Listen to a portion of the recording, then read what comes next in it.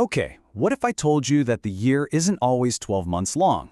Or that for millions and millions of people, it's not actually 2024 right now? Well, in this explainer, we're going to dive into a calendar that completely challenges our basic fundamental understanding of time, the Ethiopian calendar. So, here's the plan. First, we're going to unravel the mystery of its 13-month structure. Then, we'll do a little time travel to see why it's about 7 years behind most of the world. We'll also dig into how this calendar became this powerful symbol of independence, trace its roots all the way back to the stars, and finally, see how time itself isn't a monolith, even within Ethiopia. All right, let's jump right in with our first section, a year of 13 months. This is probably the most famous and, the most mind-bending feature of the Ethiopian calendar. So, let's just start with a question that kind of flips everything you know about a year on its head.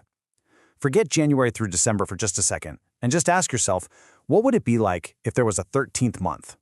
Because in Ethiopia, that's not a what if, it's reality.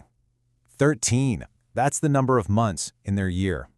And it's a system that's been in place for centuries, just operating on a completely different, incredible rhythm. So how on earth does that work? Well, you know how our Gregorian calendar is this confusing mix of 28, 30, and 31-day months? The Ethiopian system is just beautifully simple. The first 12 months all have exactly 30 days. That's it. No more trying to remember the rhyme about how many days are in November. And then, to round things out, they just add one short, final month at the very end. And that 13th month has a name. It's called Pagume. Think of it as a mini-month. It only lasts 5 days, or 6 days if it's a leap year. It's like the short final punctuation mark that perfectly completes the year's cycle. But hold on, the differences do not stop there. As we move into our second section, you're going to see it's not just the months that are different. The entire year count is on another level.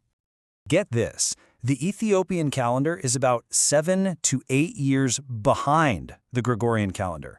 So when it's 2024 for a lot of the world, in Ethiopia, it's 2016. It's kind of like traveling back in time just by crossing a border. So, why? What's the deal with this 7-year gap? Well, it all comes down to a different calculation for one single pivotal event, the birth of Jesus Christ. The Ethiopian Orthodox Tewahedo Church held on to an ancient calculation, one that places that event several years later than the version the Roman Church adopted, which, eventually led to the Gregorian calendar. And this time difference shifts everything. Their New Year, which is called Enkutatash, isn't on January 1st. Nope, it falls on what we know as September 11th, or the 12th in a leap year, which marks the end of the rainy season and the hopeful beginning of a new harvest. Now, what's so fascinating about all this is that holding on to this ancient system isn't just about tradition. For Ethiopia, it's a really powerful symbol of its independence. You see, Ethiopia has this unique history of resisting foreign rule and colonization in Africa, and maintaining this calendar is a direct reflection of that fight.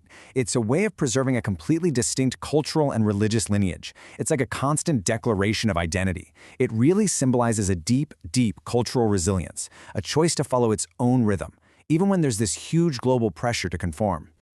But this calendar wasn't just, pulled from thin air. It is the product of deep history and a profound understanding of the cosmos.